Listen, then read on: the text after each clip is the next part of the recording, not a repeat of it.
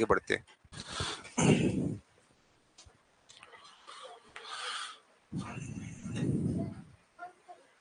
दर्शन पढ़ा रहे हैं बेटा। दर्शन से क्वेश्चन आते हैं आपके इतिहास में, भारतीय दर्शन से, ठीक है। हाँ, सब्जेक्ट ही है, आप इसको मेंस में पढ़ते हैं।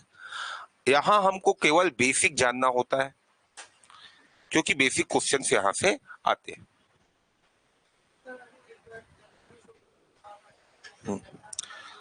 देखो, दर्शन के अंतर्गत आपको जीवन के जो मूलभूत प्रश्न है ना, उनके उत्तर खोजने होते हैं। क्या खोजने होते हैं? जीवन के मूलभूत प्रश्नों के उत्तर। जैसे जगत की उत्पत्ति कैसे हुई, हमारे ज्ञान का साधन क्या है, हमें ज्ञान कैसे प्राप्त होता है, ये सारे क्वेश्चन कौन खोजता है? दर्शन खोजता है।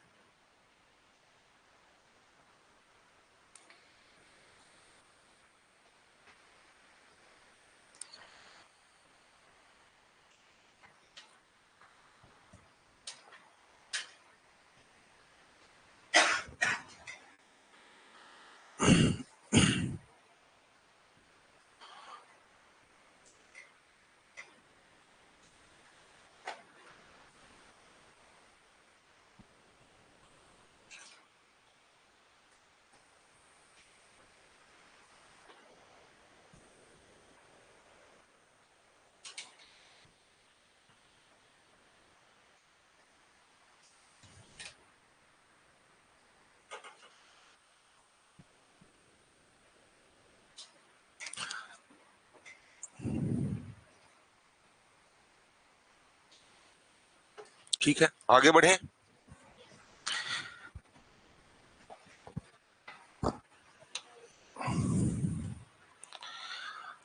भारतीय दर्शन में, भारतीय दर्शन का विकास होता है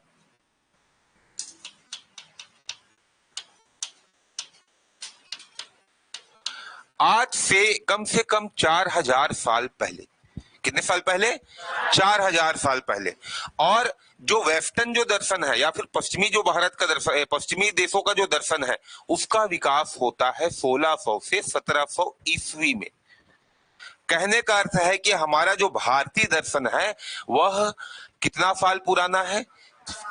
4000 के आसपास, ठीक है। और यह पश्चिमी दर्शन से बहुत ज्यादा पुराना हो गया, ठीक है। तो भारतीय दर्शन के अंतर्गत हम लोग पढ़ते हैं सबसे ज्यादा तत्व मीमांसा। क्या पढ़ते हैं? तत्व मीमांसा। दर्शन के 3 प्रकार होते हैं, या 3 ब्रांचेस होती हैं, 3 शाखाएं होती हैं। जैसे आप लोग बायोलॉजी पढ़ते हैं ना, बायोलॉजी में जूलॉजी, फिर बॉटनी, अलग अलग शाखाएं होती हैं, अलग अलग चीजों को पढ़ना पड़ता है। वैसे ही दर्शन के 3 ब्रांचेस रहते हैं जो मुख्य हैं। वैसे तो बहुत सारी ब्रांचेस हैं, क्योंकि मैंने बताया कि सभी जो सब्जेक्ट है वो कहां जाकर जुड़ जाते हैं? दर्शन से जुड़ जाते हैं। तो इसी में हम लोग देखते हैं, एक होता है हमारा तत्व मीमांसा, एक होती है हमारी ज्ञान मीमांसा, ठीक है। और तीसरा होता है हमारा मूल्य मीमांसा। क्या होता है?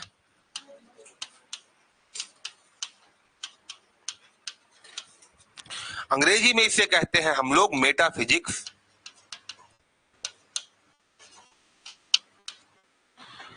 एपिस्टेमोलॉजी,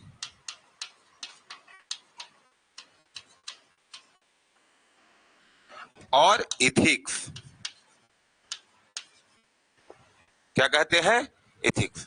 ये 3 ब्रांचेस होती हैं, जिसमें भारतीय दर्शन में तत्व मीमांसा पर ज्यादा जोर होता है। उसी प्रकार जो पश्चिमी दर्शन है, वेस्टर्न कल्चर का जो दर्शन है,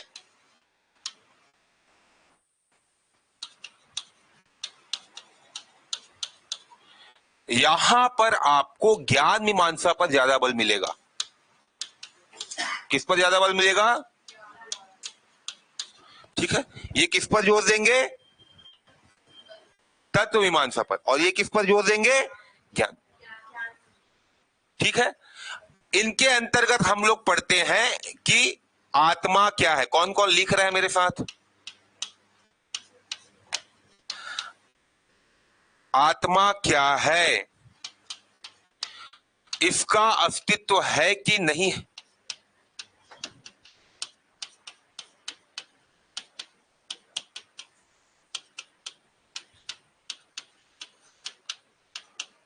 या फिर सोल सोल एग्जिस्टेंस, ठीक है। इसी प्रकार हम लोग देखते हैं गॉड एग्जिस्टेंस, मतलब ईश्वर है या नहीं है।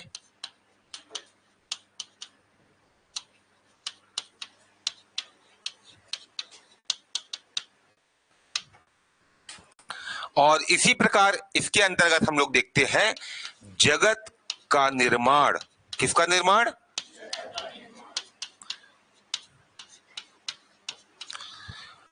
कहने का अर्थ है कि हमारा विश्व कैसे बना है। जैसे ही आप भारतीय दर्शन की ओर जाएंगे तो आप यह मान के चले इंग्लिश मीडियम के छात्र कितने हैं?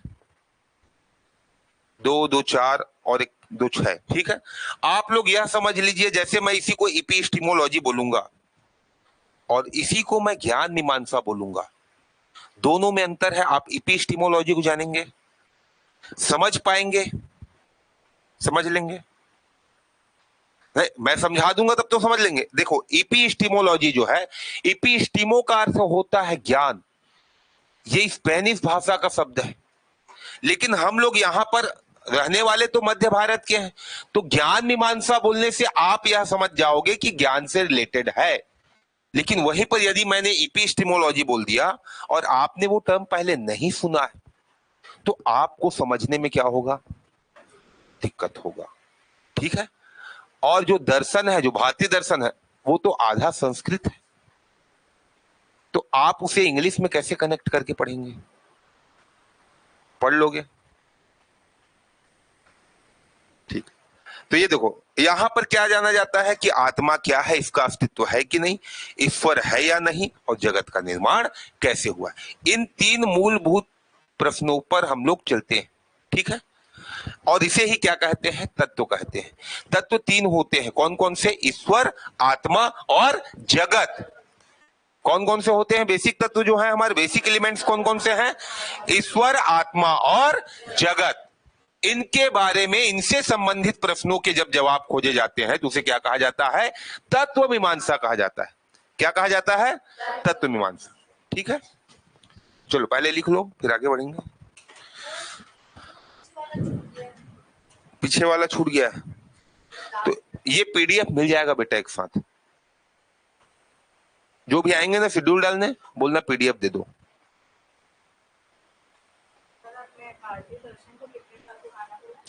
लगभग 3500 से 4000 साल।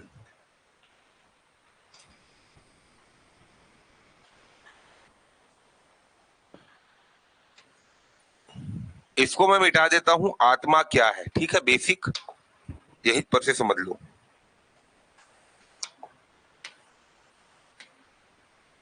ठीक।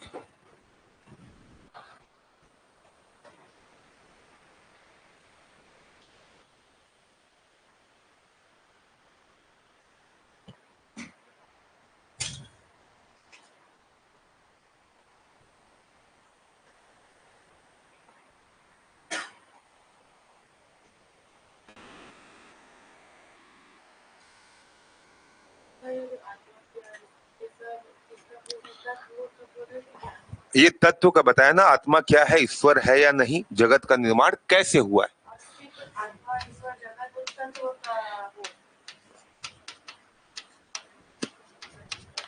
देखो हमारे संसार में तीन मूलभूत चीजें हैं, आत्मा, है ना, ईश्वर और जगत।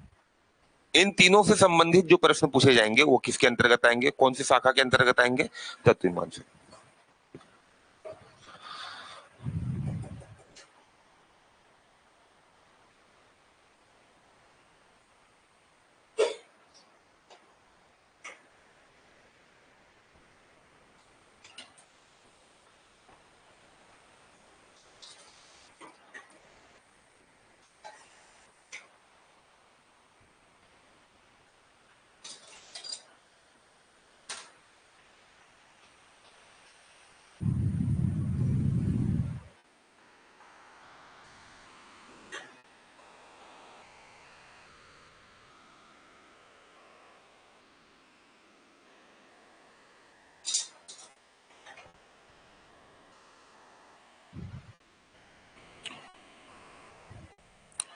हो गया, लिख लिए?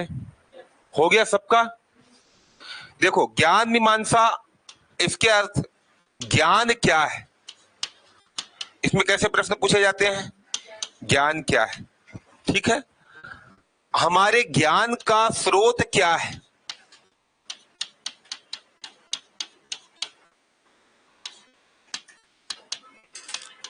कहने का अर्थ यह है कि हमको ज्ञान कैसे प्राप्त होता है, ठीक है, उसकी पद्धति क्या है, ठीक है, ज्ञान प्राप्त करने की पद्धति क्या है।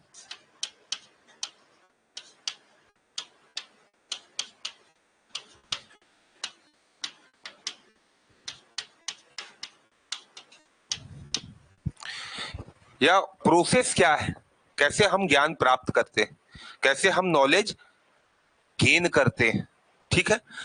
तो यहां पर ज्ञान मीमांसा से संबंधित दो धारणाएं चलती हैं, दो प्रकार की पद्धति, दो प्रकार के सिस्टम चलते हैं। कौन कौन से? एक बुद्धिवाद, एक क्या है, और दूसरा है अनुभववाद, ठीक है। बुद्धिवाद के अंतर्गत यह कहा जाता है कि हमारी जो बुद्धि है वह ज्ञान प्राप्त करने में क्या होती है, सक्षम होती है, इसीलिए हमें ज्ञान प्राप्त होता है। किस लिए हमें ज्ञान प्राप्त होता है? क्योंकि हमारी बुद्धि ज्ञान प्राप्त करने में सक्षम, नहीं तो बाकियों को भी ज्ञान प्राप्त हो जाता, जैसे जानवर वानवर को भी। केवल मनुष्य की बुद्धि ऐसी होती है जो ज्ञान प्राप्त करने में सक्षम होती है, और ज्ञान हमारे अंदर बचपन से ही कूट कूट कर भरा रहता है, वो बाद में वह धीरे धीरे निकलता है। धीरे धीरे जैसे ही आप आगे बढ़ते जाओगे वैसे ही आपका ज्ञान निकलते जाएगा, ठीक है। ये कौन बोलते हैं? बुद्धिवादी जो दार्शनिक, ठीक है। इसको हम लोग निगमनात्मक पद्धति बोलते हैं। निगमनात्मक मतलब निकलना, बाहर निकलना, ठीक है। अनुभववाद ऐसा है कि आपको धीरे धीरे सीखने से, अनुभव से ज्ञान प्राप्त होता है। अनुभववादी क्या कहते हैं कि धीरे धीरे सीखने से ज्ञान प्राप्त होता है। तो पहले के जो दार्शनिक थे वो बुद्धिवादी थे, बाद के जो दार्शनिक हुए वो कैसे हुए, अनुभववादी। और सबसे अंत में इसके बाद इन दोनों को मिलाकर क्या आया, समीक्षावाद। क्या आया? और यह समीक्षावाद जो था वह दर्शन में क्रांति लेकर आता है। ये दोनों में सामंजस्य बैठाता है और बोलता है जिसकी बुद्धि होगी उसी को अनुभव प्राप्त होगा, नहीं तो जो पागल रहता है उसको भी अनुभव प्राप्त हो जाता, वो भी दार्शनिक बन जाता, ठीक है। तो ये बाद में कांट लेकर आते हैं दर्शन में। मूल्य मीमांसा के अंतर्गत हम लोग पढ़ेंगे शुभ क्या है,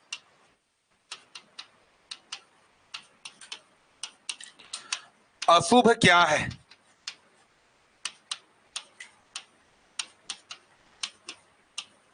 पाप क्या है और पुण्य क्या है, नैतिक कर्म या अच्छे कर्म कौन से हैं और बुरे कर्म कौन से हैं, ठीक है। कौन से कामों को करोगे तो आपको क्या मिलेगा, पुण्य मिलेगा, और कौन से कार्यों को करोगे तो आपको क्या मिलेगा, पाप, या आप पाप के भागीदार हो, ठीक है। तो नैतिक कर्म क्या है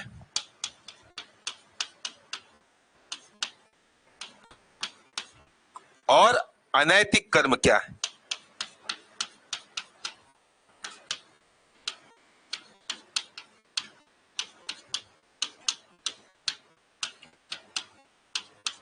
ठीक है। तो ये लिख लो, फिर भारतीय दर्शन की ओर चलेंगे।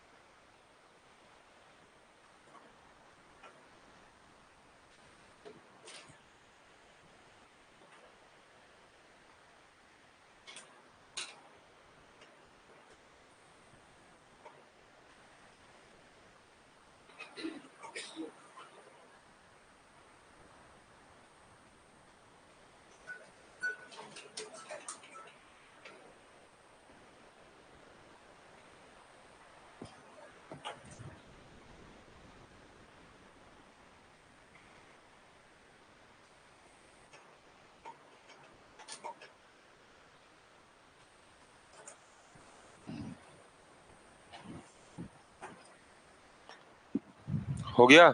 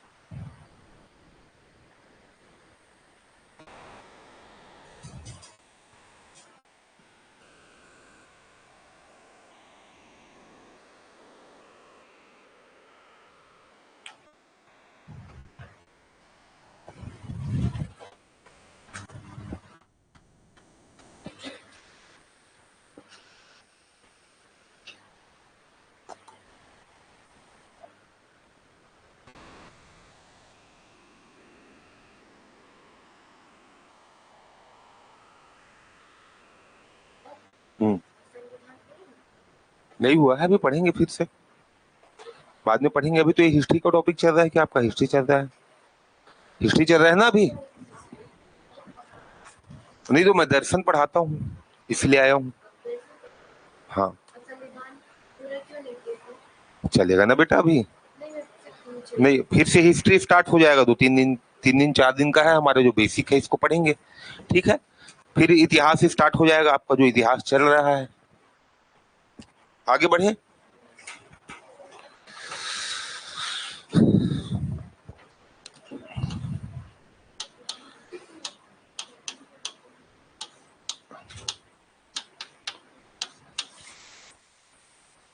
देखो, भारतीय दर्शन को 2 भागों में बांटा गया है। कितने भागों में? 2 भागों में। एक है हमारा, जिसे हम लोग बोलते हैं आस्तिक दर्शन। क्या कहते हैं?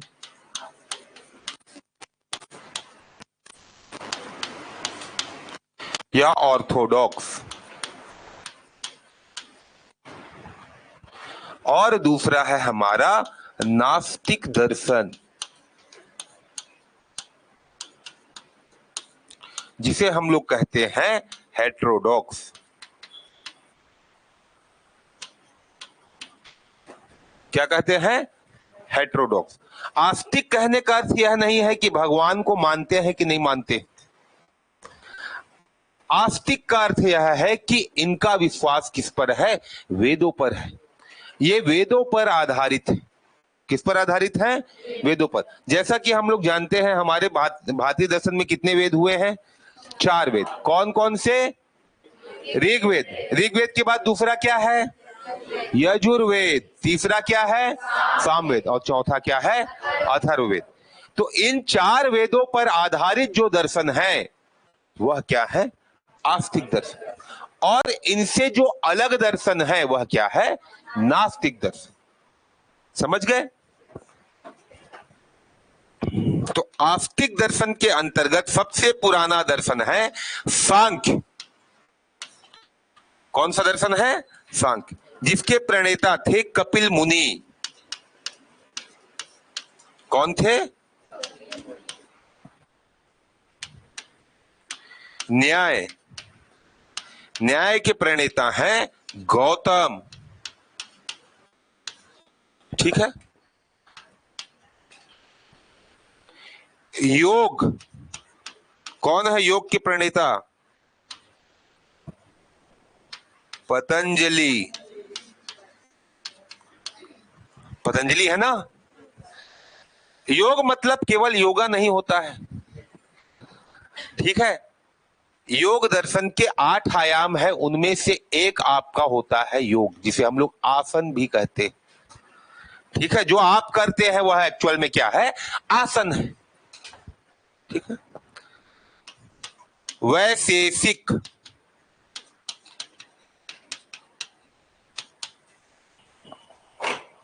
कणाद। और मीमांसा। मीमांसा को 2 भागों में हम लोग बांटते हैं, तभी ये 6 स्कूल कहलाते हैं। एक पूर्व मीमांसा और एक उत्तर मीमांसा। पूर्व मीमांसा लिखी गई है जैमिनी के द्वारा, और उत्तर मीमांसा लिखी गई है बादरायण के द्वारा। ठीक है, देखो सांख्य यहां पर क्या है, ईश्वर को नहीं मानता है, अनिश्वरवादी है। याद रखना, सांख्य जो दर्शन है वह कैसा है, अनिश्वरवादी है, ईश्वर को नहीं मानता। तो भी आस्तिक दर्शन में आता है, क्योंकि ये किस पर आधारित होते हैं, वेदों पर आधारित होते हैं।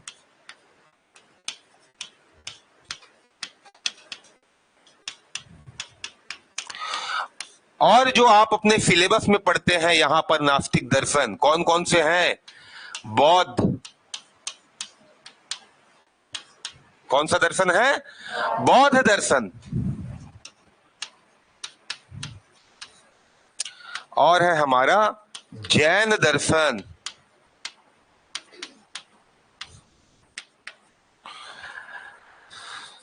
साथ में है चारवाक।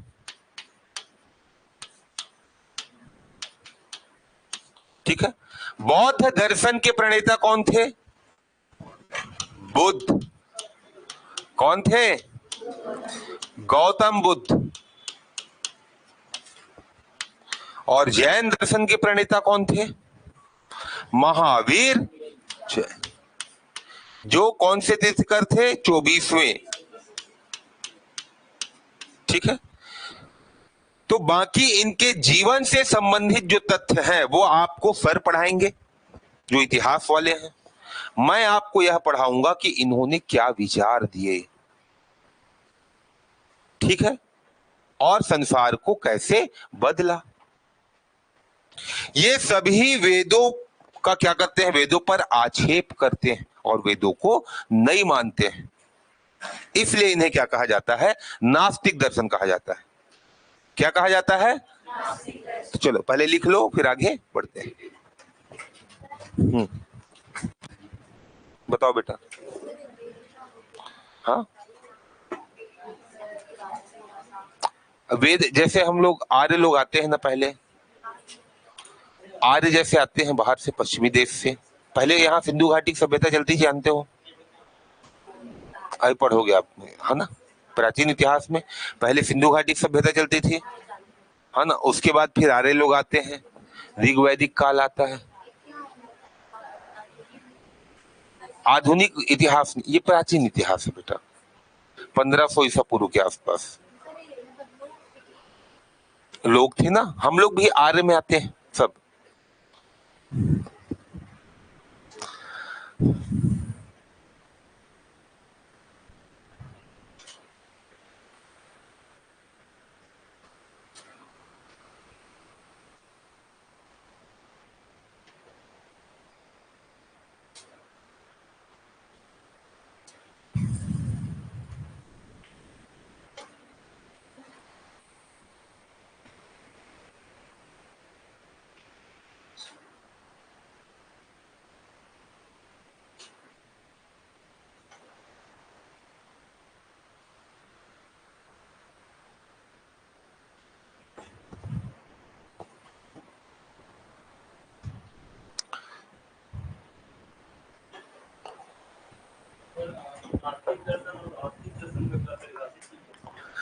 आस्तिक दर्शन वही है जो वेदों पर आधारित होते हैं। किस पर आधारित होते हैं, वेदों पर। मतलब जो वेद में लिखे गए हैं उनको जो मानते हैं, उनको जो सत्य मानते हैं, वो क्या कहलाते हैं, आस्तिक दर्शन। और जो वेदों का क्या करते हैं, विरोध करते हैं, बोलते हैं कि ये वेद जो है केवल श्रुति के विषय है, इन्हें हम सही स्वीकार नहीं कर सकते, बोलते हैं, वो कौन से दर्शन कहलाते हैं, नास्तिक दर्शन। ठीक है, आपसे अभी लास्ट पिछले वाले जो प्री में है, इससे एक संबंधित प्रश्न पूछा गया था कि कौन से दर्शन है जो नास्तिक दर्शन है। ठीक है, अभी पिछले प्री में, लास्ट टाइम जो पेपर हुआ था उसमें। और कभी कभी ऐसा होता है कि 7 से 8 सवाल आते हैं प्री में, व्यापम में भी आते हैं। मैं 4 क्लास लूंगा, उसमें मान के चलो कभी कभी ऐसा होता है कि 7 से 8 सवाल इसी से आ जाते हैं। किससे, दर्शन से।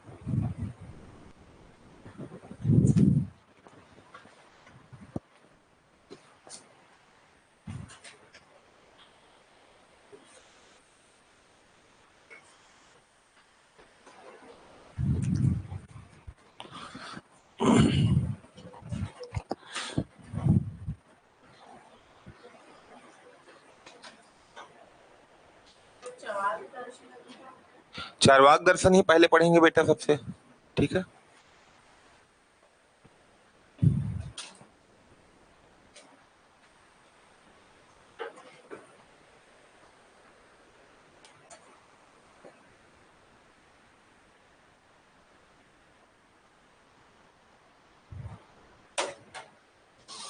हो गया, आगे बढ़े, चलो। चार्वाक दर्शन के बहुत सारे लोग हैं, नहीं कोई मेन नहीं है। बोला बोला जाता है कि जो अगस्त्य ऋषि है, कई लोग अगस्त्य ऋषि को मानते हैं, कई लोग महर्षि जो बृहस्पति थे उनको मानते हैं, जो दक्षिण में गए, और उनका शिष्य था चार्वाक नामक, वह इस दर्शन का क्या क्या था, प्रणेता था बोलते हैं। और कई लोग बोलते हैं कि ये स्वतंत्र एक दल था, एक समूह था, जो वेदों की बुराई करने के कारण प्रचलित हुआ। और चार्वाक दर्शन की बाद में हम लोग क्या कर देते हैं, कॉपियों को जला देते हैं, ठीक है। आगे बढ़े, तो देखो चार्वाक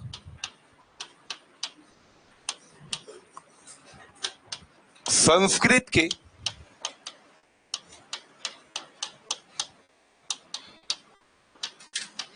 चर्व धातु से बना है, जिसका अर्थ होता है चबाना, ठीक है। कई लोग कहते हैं कि इनका यदि इनको अलग अलग किया जाए दो शब्दों में, तो यह किससे बना है, चारु और वाक से बना है। किससे बना है, चारु और वाक। और चारु का अर्थ होता है सुंदर, और वाक का अर्थ होता है बोलना। ऐसा दर्शन जिसमें अच्छा बोलना या केवल सुख की कल्पना की जाए, उसे क्या कहते हैं हम लोग, चार्वाक दर्शन कहते हैं, ठीक है। और इनके सिद्धांतों के अंतर्गत हम लोग देखते हैं इनकी ज्ञान मीमांसा,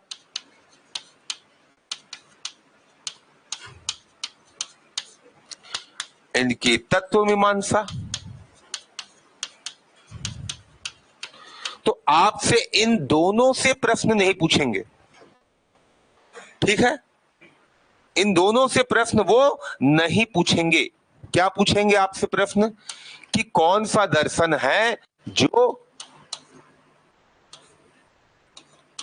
लौकिक जगत पर विश्वास करता है। किस पर विश्वास करता है, जो अलौकिक जगत को नहीं मानता और जो आत्मा के अस्तित्व को नहीं मानता। चार्वाकों के अनुसार आत्मा नहीं है, ईश्वर नहीं है। क्या क्या नहीं है, आत्मा नहीं है और ईश्वर नहीं है, ठीक है। तो जब तक का आपका जीवन है तब तक आप कैसे रहो, खुश रहो। कैसे रहो, तो ये क्या देते हैं आपको, सुखवाद का सिद्धांत देते हैं। किसका सिद्धांत देते हैं, और इसी के अंतर्गत इनका प्रसिद्ध कथन आता है, यावत जीवेत सुखम जीवेत।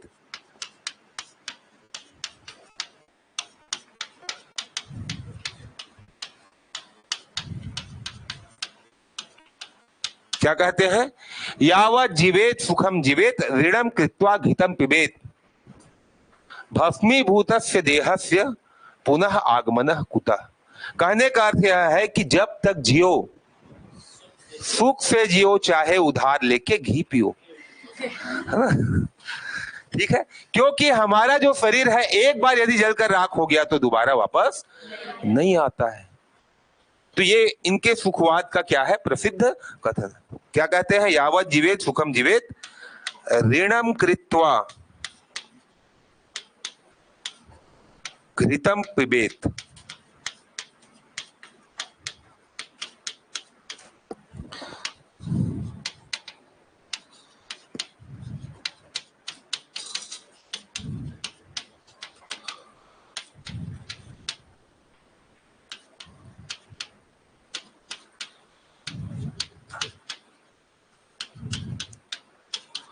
ठीक है, पुनरागमनम कुतः, फिर से हमारा शरीर लौटकर वापस नहीं आए। तो पहले ये श्लोक को लिख लो, उसके बाद मैं इसका अर्थ लिखवा देता हूं।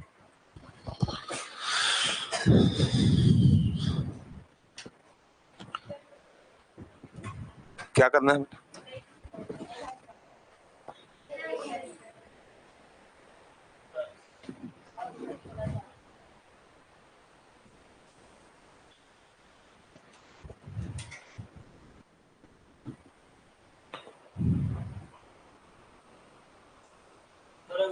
आत्मा और ईश्वर को नहीं मानता है तो इसके अंतर्गत ज्ञान मीमांसा तत्व मीमांसा नहीं आएगी। हाँ, तत्व मीमांसा बताऊंगा ना। तत्व मीमांसा मतलब ये बताएंगे कि संसार कैसे बना है ना भाई। यदि ईश्वर को नहीं मानेंगे तो हम लोग अपने दर्शन में क्या मानते हैं, जहां पर वेदों पर आधारित है उसमें, कि ईश्वर ने संसार को बनाया है, एक बाहर की शक्ति है जो संसार को बनाई है या उसका निर्माण की है। लेकिन ये नहीं मानते हैं, इसलिए इनकी तत्व मीमांसा को हम लोग जड़वाद भी कहते हैं। ठीक है,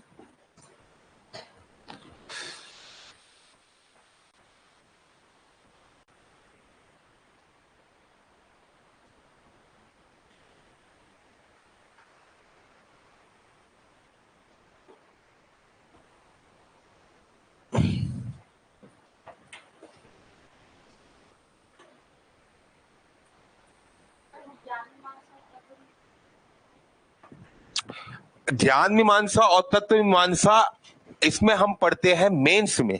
किसमें पढ़ते हैं? मेंस में। तो इससे संबंधित जो प्रश्न आते हैं उनको बताऊंगा अभी मैं। ठीक है, हाँ, चारवाक के अंतर्गत।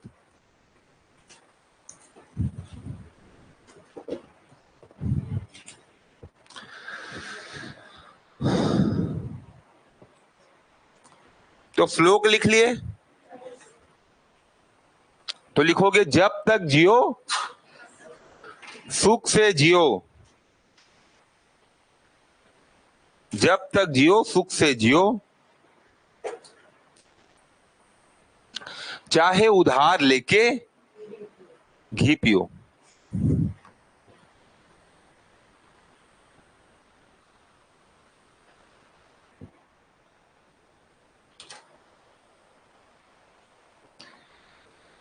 क्योंकि हमारा यह नश्वर शरीर, उधार लेकर घी पियो। हाँ,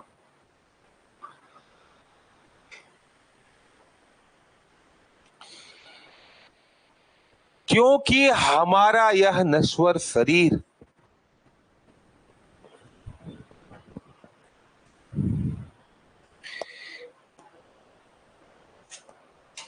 एक बार जलकर राख हो गया, एक बार गया दोबारा आता है क्या?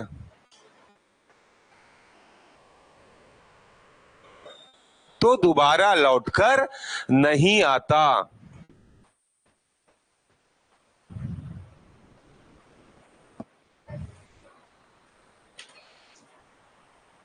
क्योंकि एक बार हमारा शरीर जलकर राख हो गया तो दोबारा लौटकर नहीं आता।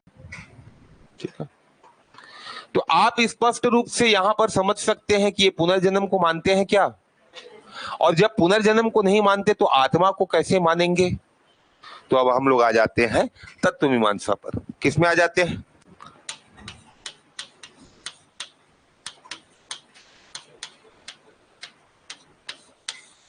किसकी तत्व मीमांसा? चारवाकों की तत्व मीमांसा। तो देखो, तत्व मीमांसा के अंतर्गत क्या क्या देखा जाता है। एक तो ईश्वर, क्या देखा जाता है?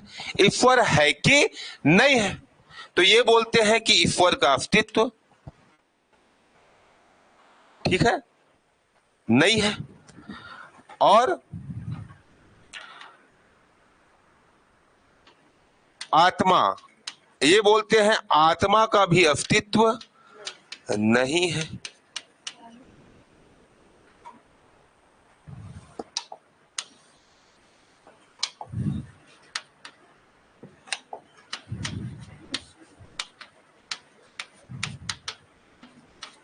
ठीक है, क्या क्या नहीं है? ईश्वर का अस्तित्व नहीं है और आत्मा का भी अस्तित्व नहीं है।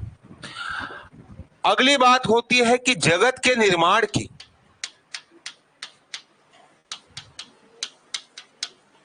तो आप लोग जानते हैं कि 5 मूलभूत तत्व होते हैं। कौन कौन से? पृथ्वी, जल, आकाश, वायु और अग्नि। ठीक है, कौन कौन से होते हैं? पृथ्वी, जल, वायु, आकाश और अग्नि।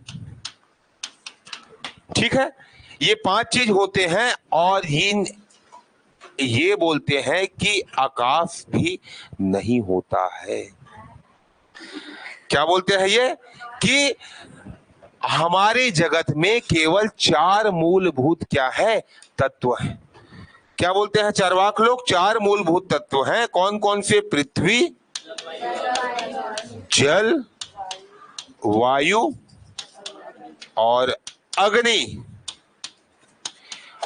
ठीक है, और चारों के चारों क्या होते हैं? जड़ होते हैं। जड़ और चेतन में आप अंतर जानते हैं? जड़ वह होता है जिसके अंतर्गत आत्मा नहीं होती। ठीक है, और चेतन वह होता है जिसमें आत्मा होती है। जैसे आप मान लीजिए किसी कहीं पर आपको पता चला कि कोई आदमी मर गया है, तो आप चेक करने के लिए कैसे करोगे? मान लीजिए मरे हुए उसको 1 घंटा हो गया, कोई बता दिया आपको, जाओगे पहले छुओगे, हाथ हिलाओ बोलोगे, है ना? तो हिला पाएगा हाथ, और यदि हिलाया तो, है ना? तो देखो, उसे क्या बोलते हैं हम लोग? जड़। तो हमारा शरीर क्या है? जड़ है। हमारा शरीर क्या है? जड़। और इसके अंतर्गत जो आत्मा है वही क्या है? चेतन शक्ति है। जो आत्मा है वही क्या है? चेतन शक्ति है। तो वैसे ही ये जो चारों चीजें हैं वह क्या है? जड़ है। क्या है? जड़। और इन 4 मूलभूत द्रव्यों से ही हमारे जगत का निर्माण हुआ है। ये कौन कहता है? चार्वाक कहता है। कौन कहता है? चार्वाक। कि इनके ही परस्पर संयोग से क्या बनी है? संसार जगत की वस्तुएं बनी हैं और संसार जगत बना है। तो इसीलिए इसे क्या बोलते हैं हम लोग? जड़वाद। इसकी तत्वमीमांसा को क्या बोलते हैं? जड़वाद। अब आपसे प्री और व्यापक में क्वेश्चन पूछा जाता है कि जड़वाद कौन से दर्शन का सिद्धांत है? और जितने भी 9 स्कूल दिए मैंने, ठीक है, उनमें से 4 यहां पर ऑप्शन में रहेंगे। 9 स्कूल मतलब 6 आपके किससे हो गए संबंधित? आस्तिक से, और 3 नास्तिक। ठीक है, तो लिख लो इसको भी।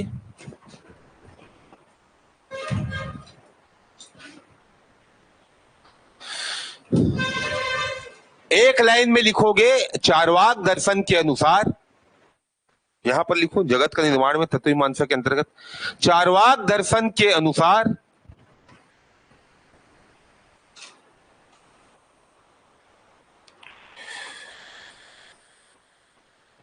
जगत का निर्माण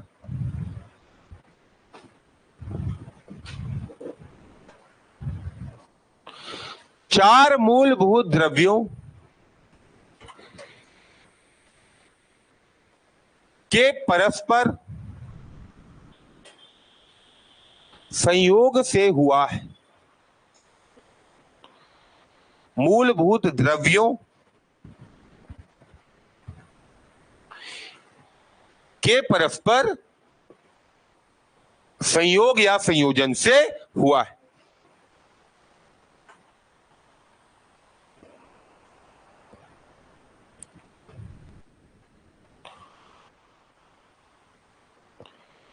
ठीक है, परस्पर संयोजन से या परस्पर मेल से, मिलने से।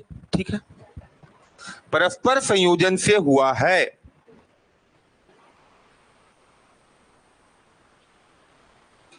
जो कि पृथ्वी, जल, वायु और अग्नि है।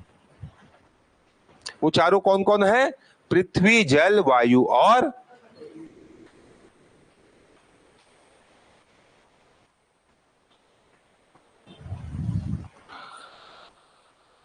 चारवाकों की तत्व मीमांसा का यह सिद्धांत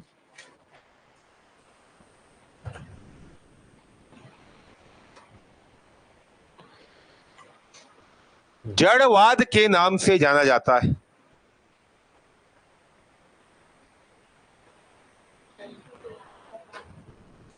तत्व मीमांसा क्या लिखे हो का यह सिद्धांत जड़वाद के नाम से जाना जाता है, या अंग्रेजी में इसे बोलते हैं मटेरियलिज्म।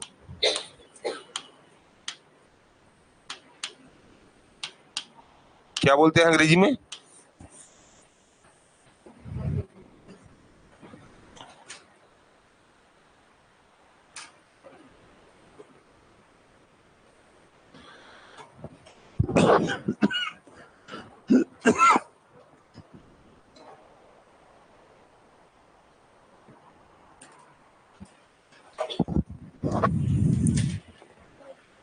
हो गया, लिख लिए सब।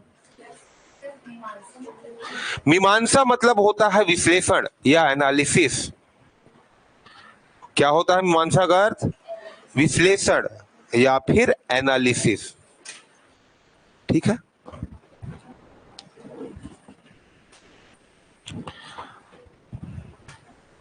सरल शब्दों में आप यही अर्थ लेंगे। ठीक है।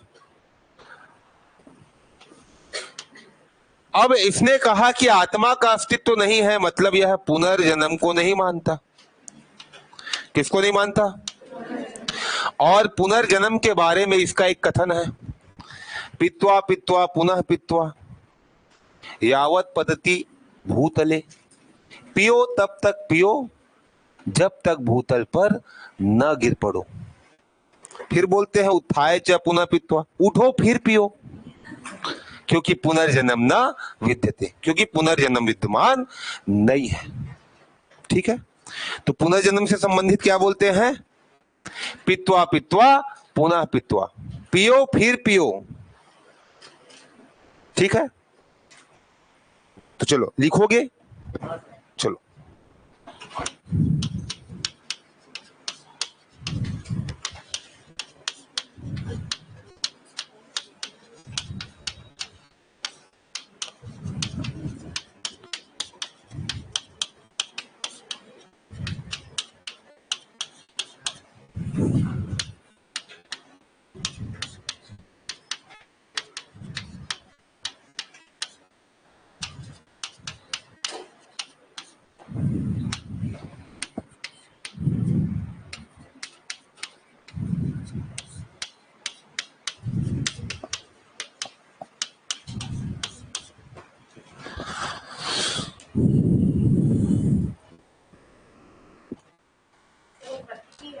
हाँ हाँ, पद्धति।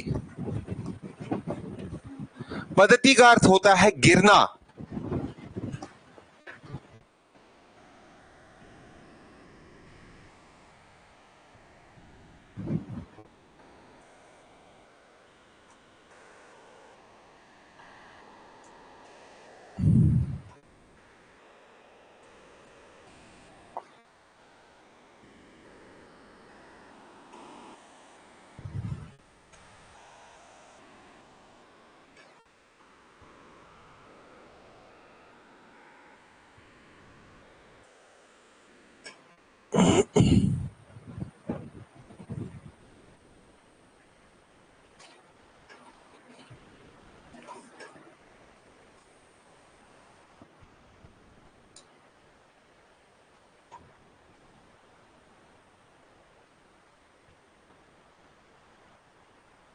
ठीक है, इसलिए तो जला दिए हैं, ऐसे ऐसे कथन लिखा है तो।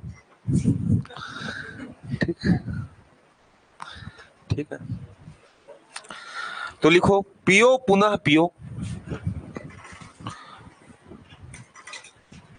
इसका अनुवाद भी तो करोगे, पियो पुनः पियो। कब तक पियो? तब तक पियो जब तक भूतल पर ना गिर पड़ो। भूतल मतलब होता है जमीन। ठीक है। पियो पुनः पियो, तब तक पियो जब तक भूतल पर ना गिर पड़ो। उठो फिर पियो।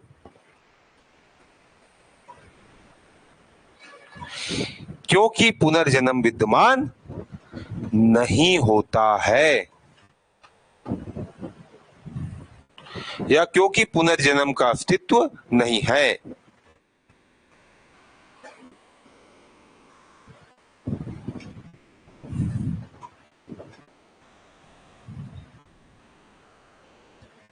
हो गया? तरह से वही बोलना चाह रहे हाँ, तब से वही बोलना चाह रहे हैं। हैं, इसमें भी वही खा लो पी लो नहीं तो खत्म हो जाओगे।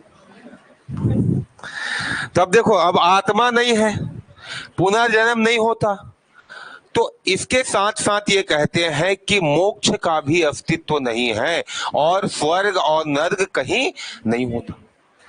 जो स्वर्ग है वह क्या है? सुख है।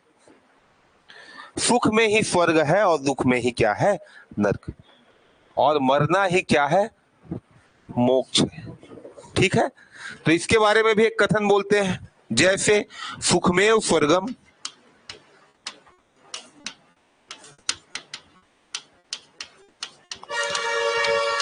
दुखमेव नरकम,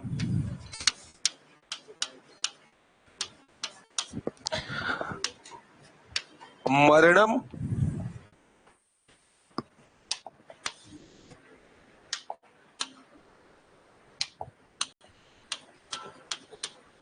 च अपवर्गः। कहने का अर्थ यह है कि सुख में ही स्वर्ग है और दुख में ही क्या है? नरक है। ये मोक्ष से संबंधित अवधारणा है, मोक्ष। और यहां पर मोक्ष का पर्यायवाची होता है अपवर्ग। क्या होता है? अपवर्ग।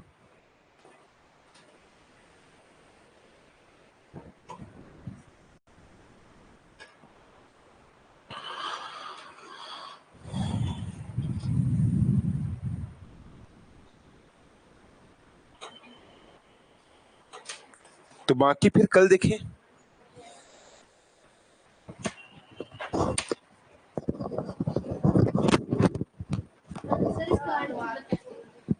सुख में ही स्वर्ग है, दुख में ही नरक। मृत्यु ही क्या है?